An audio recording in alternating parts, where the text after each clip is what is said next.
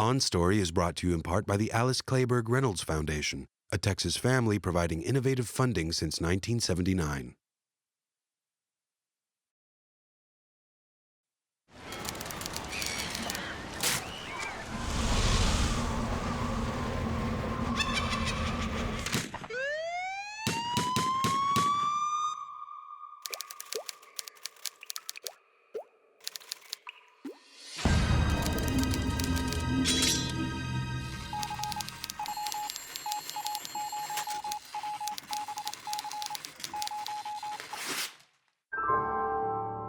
On Story, presented by Austin Film Festival, a look inside the creative process from today's leading writers and filmmakers. This week's On Story, Lonesome Dove's creative team, executive producer and writer Bill Wittliff, producer Dyson Lovell, director Simon Windsor, and executive producer Suzanne de Passe. The romance of Lonesome Dove is what's so special. It's not just the guys and it's not just the girls, but it's the romance of the West, and it's the romance of the characters and their relationships. And those little moments contributed to the bigger moments.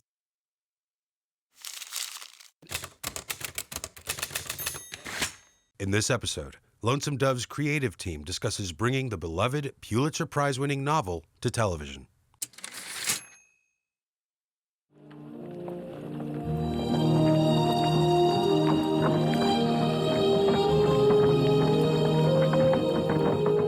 How did you start the process of putting this team of people together to take this book into a format of development to make it happen?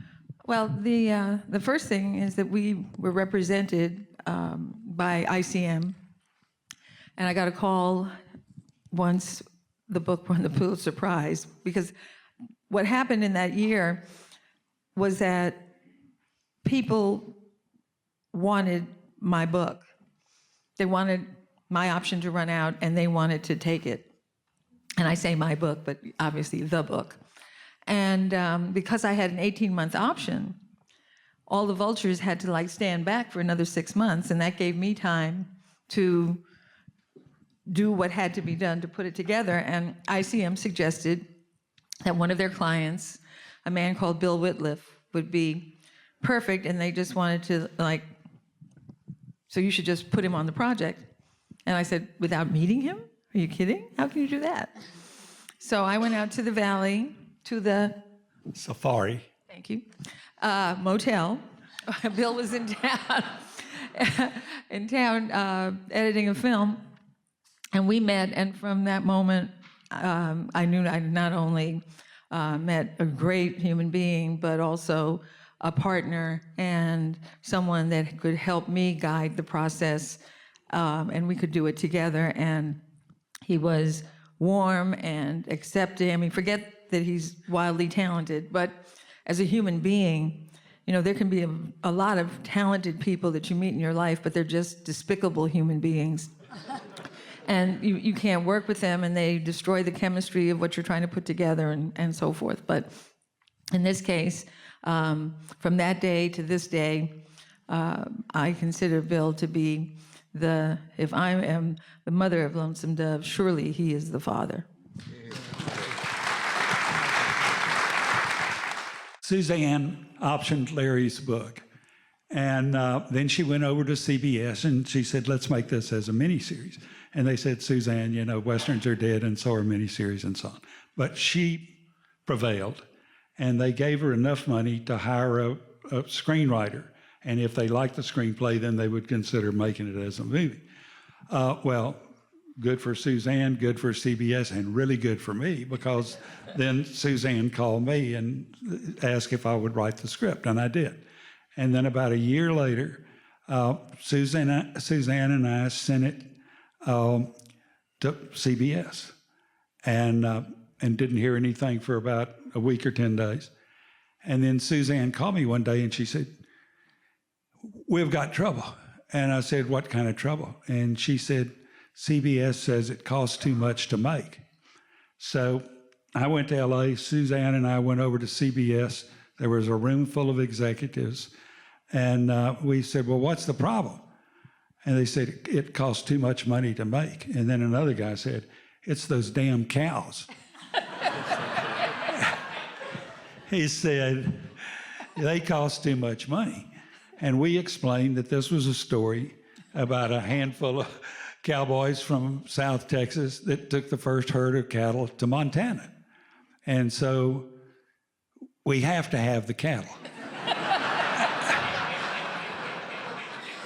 But one of the executives said, not necessarily. He said, you know that scene where they all jump and run off? And I said, are you talking about the stampede scene? He said, yeah, you know, there's lightning or thunder or somebody throws a rock or whatever it is. But he said, and then all the cattle run off. And we said, yeah. And he said, hell, just let them go.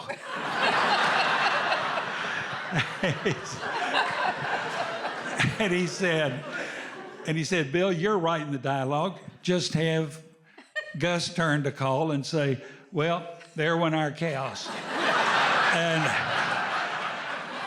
And then have Call say, yeah, but we're already on the way, so let's just keep going, you know. And one of them slapped his knees, and he said, yeah. And I said, you know, we can do without the cattle totally. We just do it with goats. We'll have them buy a small herd of goats, and they'll be the first guy to take a herd of goats to Montana. And that's when the guy slapped his knees, and he said, yeah, goats, perfect, that's great. And then we had to explain we were just joking. But what we did was buy a small herd of goats. Jimmy Medeiros bought us a small herd of goats, cattle, excuse me. And those were the cattle in the movie. And at the end of the shoot, the market had gone up enough that we actually made a little money on the cattle.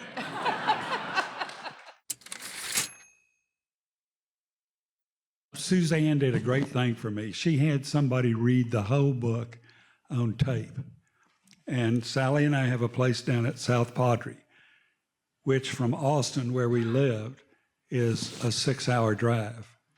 And I would plug in a tape when I started driving toward South Padre. And that 6 hours essentially equaled an episode. And it was amazing to be listening to it rather than reading it. Of course, I had read it. But when you're listening to it and you're driving and you don't have a pencil in your hand, then you start seeing it. And then pretty quickly you say, well, yeah, I need that. And then you say, no, I don't need that. Or that's, you know, and you get a scene over here. And you say, oh, that needs to come back here a little bit, and so on. And anyway, and then 6 hours later, I'm at South Padre, and I write for a week and have a rough outline, if nothing else, of that particular episode. And then I get in the pickup and start driving back to Austin and do the next 6 hours. And it was really wonderful.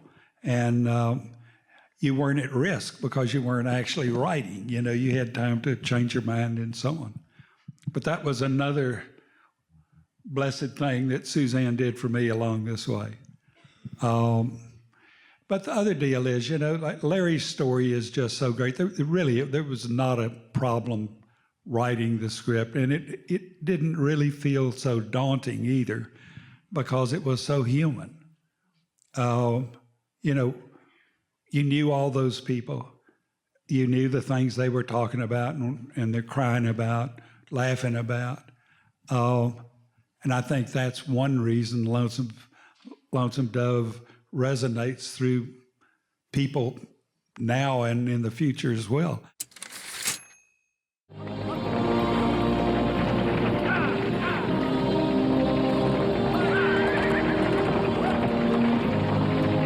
How did you go about choosing some of those people, locations, and sets and costume, et cetera? Like, can you talk a little bit about those decision processes here? One of the first guys we hired was Van Ramsey to do the costumes, who is a genius at what he does and one of the dearest men on earth. is just a terrific guy. But Van, even though he was from Wharton, Texas, didn't know a lot about Westerns. So we brought him over to my office where I have a lot of books on the West and photographic books and so on.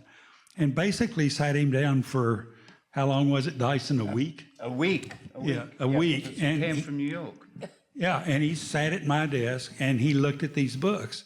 And we told him, you know, if you don't see it in one of these books, which are the authentic look, then we don't want to see it on the screen. And also Van, his genius is to make a character out of the clothes. And if you look at the hats between Gus and Call's is, you know, absolutely straight. It's a round top just out of the box. I mean, there's no personality to it. There's no shape to it. You know, it's just hard edge. It's all business. Whereas Gus has got a little twinkle. You know, it's got you want to see him tip that hat. And so those There wasn't a single hat that Bill didn't supervise. I remember that. we used to say, "Have you seen Hattie yet?" And that was. That's what we used to say. But you picked each character even before they open their mouths. I mean, you see Newt, and his is a little chewed up here, and you see July, and his is kind of coming down over his head, you know, his face.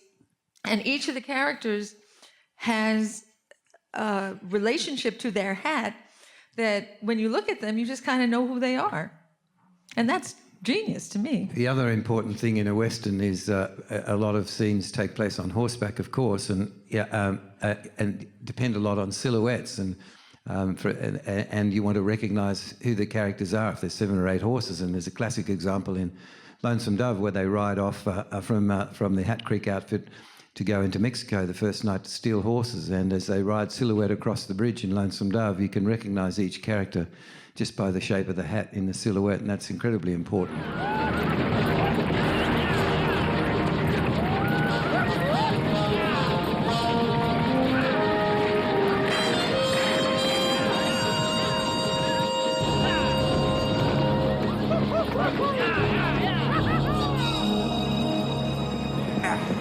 We're being chased? I don't doubt it. Jake shooting off his pistol like a darn fool. Head for home! The one thing probably people don't understand is to get a mob of galloping horses, it takes a quarter of a mile to get them up to speed and under control, and that's after a lot of work with the wranglers in rehearsal. It takes a half a mile to get those tracking shots where you've got vehicles tracking along beside them, and then another quarter of a mile to pull them up. So that gives you a square mile, which has to be lit. You're able to achieve with quite simple lighting. There's also a great danger factor because of you working at night and visibility is not as good for, but you know, that's the real cast in galloping in amongst the horses.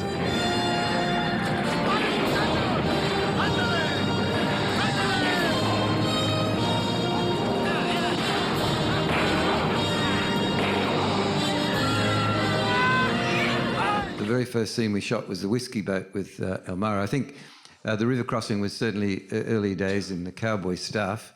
In fact, it was the very first day the second unit had joined us.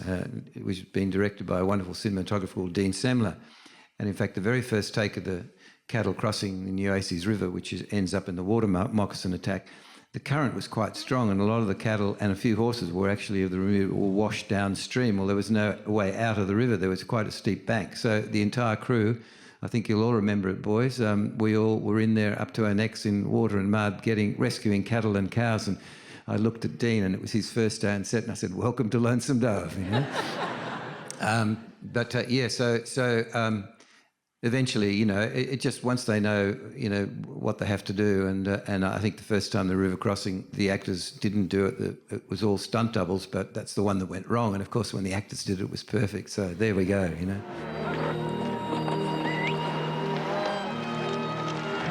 Look at them pigs swim. Hey, it mustn't be too bad, huh, Sean? I'll go first. All right? All right. Come on, Mouse.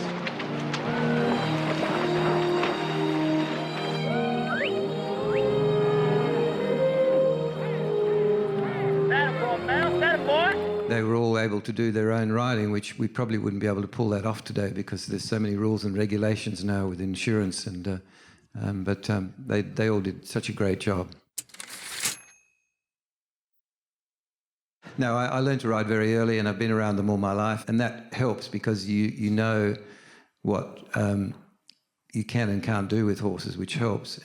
And I was insistent on this, as I am with any horse movie, that most of the people cast would come down and do 4 weeks riding, and we were blessed that Danny had certainly done a movie, Silverado, and Bobby worked very hard on his riding and had done a fair bit of riding. We didn't have to worry about Tommy Lee. He was a polo player, but Rick, I don't think had ever ridden before, neither had D.B. Sweeney, and they all put their heart and soul into it. And I guess because I can tell where, just as soon as a person swings into the saddle whether they've ever been on a horse before or not, and that helps. And look, if somebody wasn't up to doing something or it was too dangerous, the only arguments I had with Tommy Lee was he wanted to do his own stunts with a hell bitch and be bucked off, and it was just too dangerous because if he gets hurt, we don't have a movie. And a man called Cliff Happy, great stuntman, doubled for Tommy, but with hats and all that, it's very hard to tell the difference. But you do have to be careful. But probably 95% of the riding is done by the actors themselves. Leave him alone! Damn!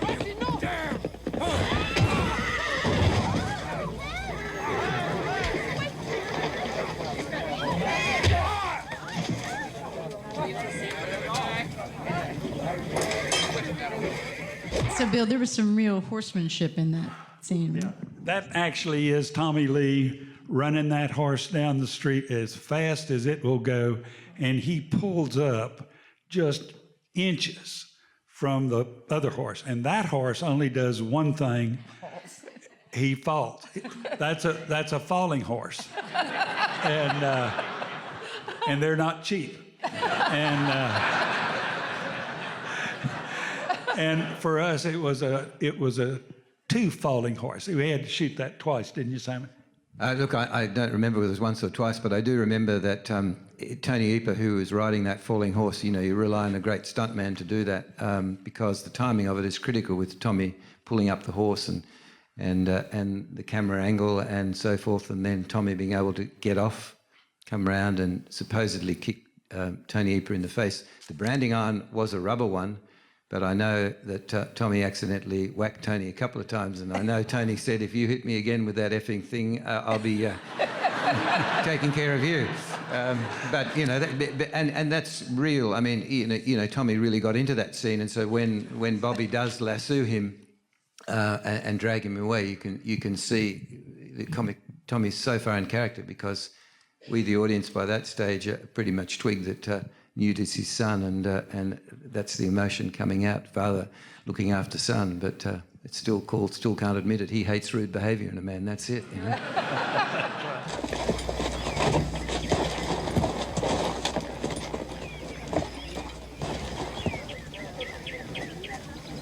I hate rude behavior in a man. Won't tolerate it. The most trying part of the whole thing was really just stampeding the cattle. But again, bless the cast, they all hang in there, and they're all there. You can see them, I don't like this note. Come on, Tom, don't turn down.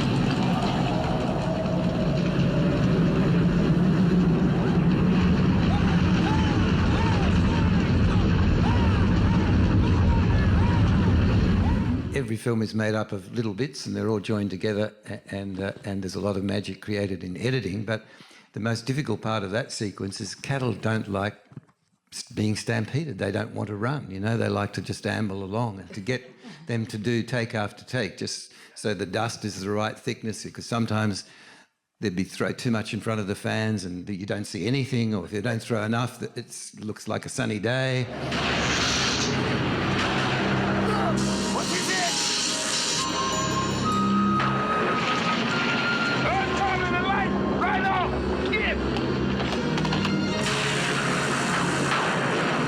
Lightning occurring and then electrocuting their sort of horns, that was inspired by Remington's famous picture, The Stampede, which is on display at the Sid Richardson Museum at the moment, and those that haven't seen it should go and see it because it's breathtaking.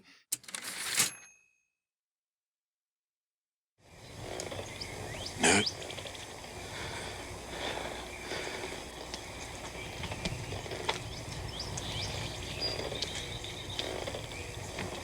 us, boys. Hope you won't hold it against me. Never meant no harm.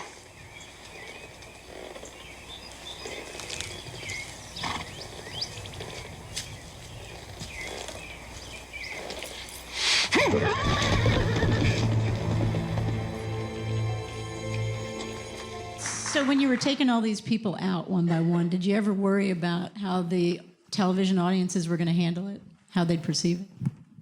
Absolutely not. You know, by the time this aired, I think Lonesome Dove had legions of fans of the book. And I think our greatest concern was that we honored the book and that the people who loved the book would love the miniseries. And fortunately, it worked out. I wanted to share. So I spent $50,000 of Barry Gordy's money for the option of Lonesome Dove. And about 15 minutes after Swifty Lazar cashed the check, one of my colleagues who had worked at Warner Brothers came in and delivered the news that it had been passed on everywhere.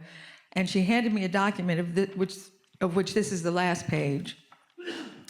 And it's from the Warner Brothers coverage department, coverage meaning evaluation department. And of course, this was the reflection of their thoughts. Comments. This is a long, drawn-out tale that ultimately boils down to nothing. At story's end, on page 1557, she was reading the manuscript, nothing has been resolved. Gus and Dietz and Jake are maybe dead, but Call still hasn't acknowledged Newt. Lorena hasn't noticed Dish, nor made it plain she isn't going to. Nor has Clara given July an answer on his proposal. We don't even know if Call will go back to Montana or stay in Lonesome Dove. Most especially, we don't even know why this is called Lonesome Dove. And meanwhile, I'm sitting here reading this, having spent $50,000 on an option that I now know can't be sold. Since even why it's called Lonesome Dove, since they leave early on in the book and only Call returns at the end. What is especially unsatisfying about this book is that the only hero, in quotes, we are left with at the end is Woodrow Call, a cold, hard-hearted man who is more concerned about his duty than about caring for people. The role of Newt could be a good one, but all in all, this novel just doesn't seem worth developing. It is overly long and rambling. It will cost a fortune to produce, and except for a couple of interesting characters, Gus and Dietz, has only the standard action going for it. It appears contrived when everyone keeps winding up in the same places. July and his group in the wilderness with Blue Duck, Lorena and Gus. Later, they all show up at Clara's horse ranch. Surely, the Wild West was big enough, a big enough place that people didn't keep bumping into one another like that.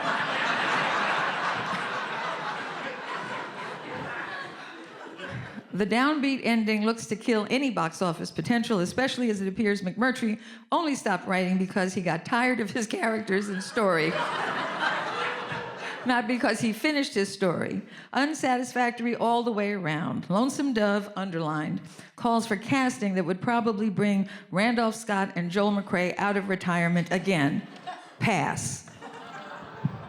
Just to recognize this film for what it achieved out there at the time, where bringing back two genres that were already dead, number one, and starting at a 42 share of audience and going all the way to a 50 by the time that it aired on the last evening. And I think the New York Times said, it's a great quote, perhaps the biggest herd of cash ever generated by a TV miniseries. I don't know if that's really true or if it's just what was in print, but it wasn't for us. Yeah. I heard somebody else got the money. And 18 Emmy nominations and 18 nominations and how many wins? 11? 9? 7. 7. There we go. You know, a lot of times on television, you know, there are things you don't have time to do, you don't have the money to do, and so on. And on a lot of TV deals, they say, oh, don't worry about it, it's just television. Nobody ever would have dared say that on Lonesome Dove. I mean, you know, our take on it was film, you know, and ought to be treated as film. And it was film we were going to show on television. But nobody ever lessened it or diminished the possibilities of it. So don't worry about it, it's just TV, ever.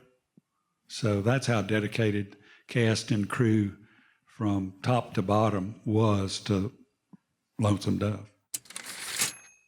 You've been watching a conversation with Bill Wittliff, Dyson Lovell, Simon Windsor, and Suzanne de Passe on OnStory. OnStory is part of a growing number of programs in Austin Film Festival's OnStory project, including the OnStory PBS series, now streaming online, the OnStory radio program and podcast in collaboration with Public Radio International, and the OnStory book series available on Amazon. To find out more about OnStory and Austin Film Festival, visit onstory.tv or austinfilmfestival.com.